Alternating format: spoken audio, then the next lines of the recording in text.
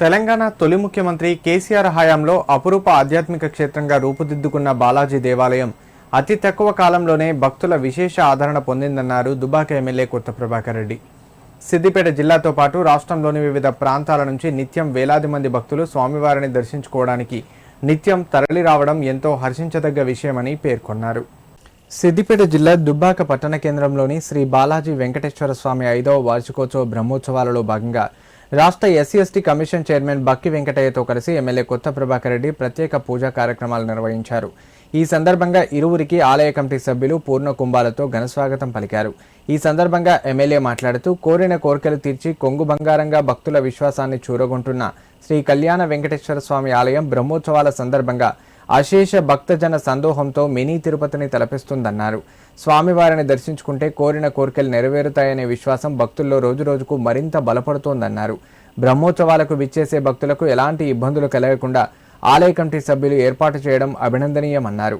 ఆ స్వామివారి ఆశీస్సులతో వర్షాలు సకాలంలో పడి పంటలు బాగా పండి రైతులు ప్రజలంతా ఆయురారోగ్యాలతో సుఖ సంతోషాలతో ఉండాలని ఆ స్వామిని కోరుకున్నట్లు తెలియజేశారు.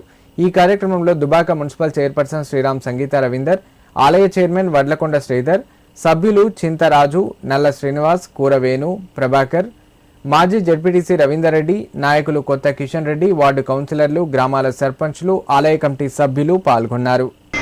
జరుపుకుంటున్న వెంకటేశ్వర స్వామి ప్రతి సంవత్సరము జరుపుకునే బ్రహ్మోత్సవాలు మరి ఐదు వసంతాలు ఈ ఆలయాన్ని నిర్మించి 5 వసంతాలు పూర్తి చేసుకున్న సందర్భంగా మరి ఈ వార్షికోత్సవంలో మరి చాలామంది భక్తులు మరి ఇక్కడి నుంచి దుబ్బాక నుంచే కాదు తెలంగాణలో ఉన్న 10 జిల్లాల నుంచి మరి వచ్చి మనందరూ కూడా మరి వారి కోరికలు కోరుకుంటే మరి కోరికలు ఇచ్చే దేవుడుగా వెంకటేశ్వర స్వామి దయ వల్ల మరందరూ కూడా మరి 5 సంవత్సరాల నుంచి ఈ ప్రాంత ప్రజలందరూ కూడా సుఖ సంతోషాలతో అష్ట ఐశ్వర్యాలతో మరి సంతోషంగా మరి ఈరోజు వెంకటేశ్వర స్వామి ఆలయంలో మరందరూ కూడా